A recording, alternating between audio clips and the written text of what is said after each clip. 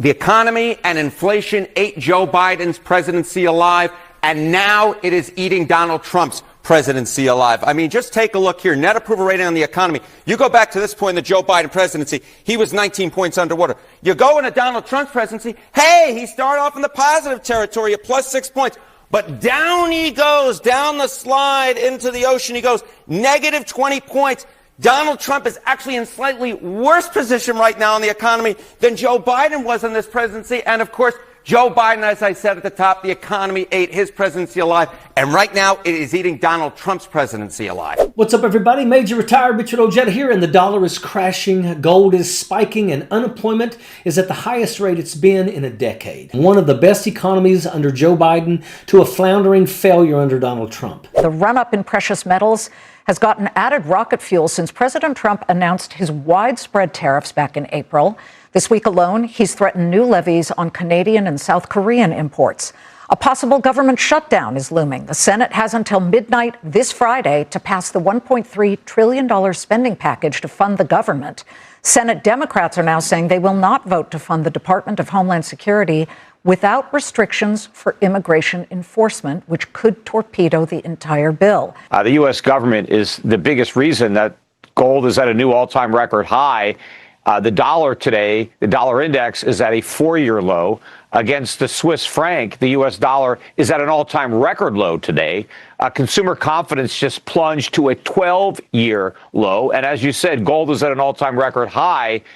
So, Trump is trying to sell the U.S. economy as, the hottest in the world. But according to consumers and investors, it is the coldest in the world. If you had to grade the economy, you'd have to give it an F. Susie Wiles says Trump will campaign like he's on the ballot in 2026, making appearances every week until Election Day. The White House is treating the midterms like a referendum on its economic record. Still, voters say the middle-class lifestyle is slipping out of their reach, and it has been for quite some time. Many Americans have lost their jobs, savings, health care, and hope for a better future for their children. We've gone from stability to volatility, and regular Americans are paying the price. And so many of those suffering are in poor red states, the very people who fell for Donald Trump's lie that he was going to lower grocery prices and end all the wars his first day in office. On balance, looking at the entirety of the president's second term so far, you approve or disapprove of what this administration has done since it took over in January? By a show of fingers, who approves? Got Ashley? Just one of you. And who disapproves? By a show of fingers, who's seen significant increases in prices this year for things you buy regularly? They fell for all of his golden age BS and sent him money, hung Trump flags from the rafters and dressed up in his made in China merchandise, and ran around screaming, what about Obama and what about Biden, and labeling whatever they did like as woke DEI.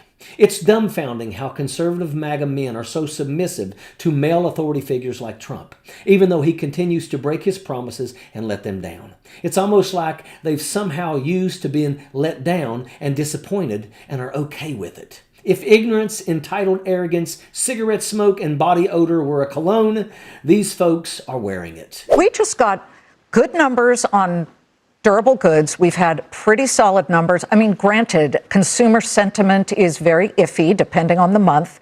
But Peter, people's incomes are pretty solid. We're starting to see some real gains in productivity. So call it the coldest. We're not seeing that, Liz. Unfortunately, the numbers are not accurate. They're highly skewed. They're going to be revised, and a lot of it is being influenced by inflation. Inflation is going to be much more pernicious over the next few years than it was when Biden was president, unfortunately. But even these die-hard cult members are starting to wake up from their delusional slumber. That whole rallying cry about the price of eggs and gas has since fizzled out and left them in a worse predicament than they thought they were in under Joe Biden. And what's even more surprising is that a lot of them are admitting the error of their ways and putting the blame where it belongs, on Donald Trump. That has Donald Trump stewing in his own dirty diaper, and he's not happy about it at all. Are Americans better off now than they were 4 years ago? You know, when the economy was stable, jobs were easier to find, markets were steady, and the United States was trusted around the world.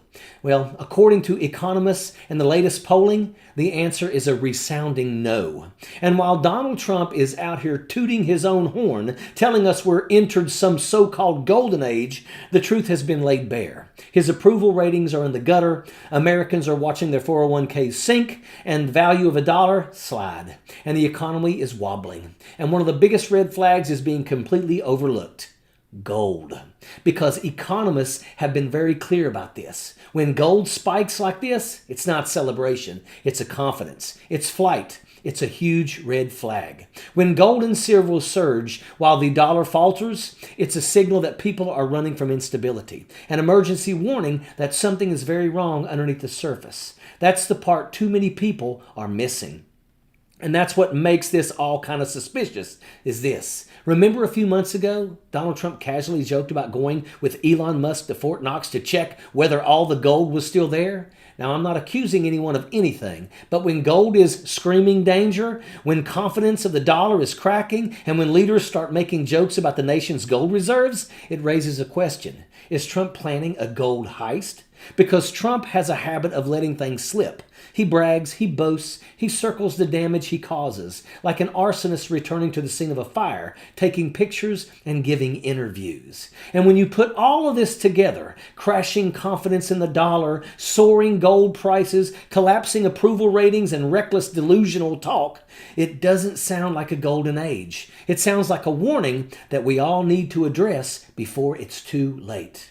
And here's the bigger picture that Donald Trump and his corrupt administration cannot outrun. According to the polling, he's losing support at home, not just with independents, but with his own base. His approval ratings are underwater, scraping bottom, lower than the lowest whale turd at the deepest point of the ocean. The illusion is cracking, the loyalty is fading, and Trump knows it. It's past time to remove this traitorous buffoon from office. Donald Trump is spiraling out of control. He's also losing something very important, confidence from the rest of the world. Donald Trump thinks he's the biggest bully on the playground, that he can shove allies around, basically threaten partners, tear up agreements, and demand loyalty while subverting the Constitution, undermining the rule of law, and trying to install himself as a strong man. But instead of fear, he's facing resistance, the most sustained resistance of his entire life.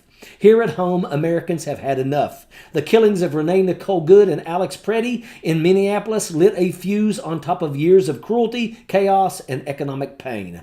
Add social unrest, collapsing trust, and a brutal agenda that punishes ordinary people, and the result is predictable. People are in the streets. They're done being lied to. They're done being told that this is somehow normal. And while Trump is losing support among his base, he's also alienating the very allies the United States has relied on since World War II. The partnerships that help build global stability and prevent catastrophe. Institutions like the World Health Organization, the United Nations, NATO, and the Paris Agreement. All things Donald Trump thinks America doesn't need anymore. But the world sees what he is doing. World leaders understand that Trump has aligned the United States more closely with the vision and interests of Vladimir Putin than the 250 years of democratic tradition. They see the pattern, they see the chaos, and they know he's willing to burn down alliances, economies, and institutions to avoid accountability. This isn't strength, it's desperation, and it is absolutely pathetic. It's the same narcissistic cycle of abuse. Lie, dominate, blame, escalate, repeat. When the lie stops working, the cruelty increases. When accountability looms, the damage spreads outward. First to victims, then to institutions, then to an entire country, and now to the world. That's why the resistance isn't just here at home. It's global. Allies are pulling away. Markets are hedging. Confidence is collapsing. The gold spike, the polling, the protests, they're all symptoms of the same thing. People have had enough, and that's where this ends. If the government is not going to end this madness, it's going to be up to the people to do it. This is where we are now. This isn't just about an economy in free fall or a president in panic. This is about whether the American experiment survives. They're coming for free speech. They're coming for due process. They're attacking the very idea that ordinary people have rights that can't be taken away. They want to turn the promise of life, liberty, and the pursuit of happiness into a fairy tale, something we've told about but never allowed to live. What they're building is a future where the poor are pushed further to the margins, where the billionaire class continues to exploit people and the planet for profit, and where those at the top carve out safe exits for themselves when the damage becomes irreversible. This isn't Republican versus Democrat anymore. That lie is over. This is tyranny versus democracy. Good versus evil, right versus wrong, light versus shadow. And history tells us exactly what happens if people stay silent. There's a moment in The Handmaid's Tale, right before a woman is executed, where she screams the truth at the crowd.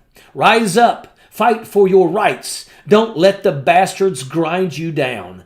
That's not fiction anymore. That's the moment we're living in. The country knows it, and the world knows it. And Trump knows it too. Let's just hope we can rise up and stop it before it's too late. And that is an absolute fact. Sappers clear the way, airborne all the way.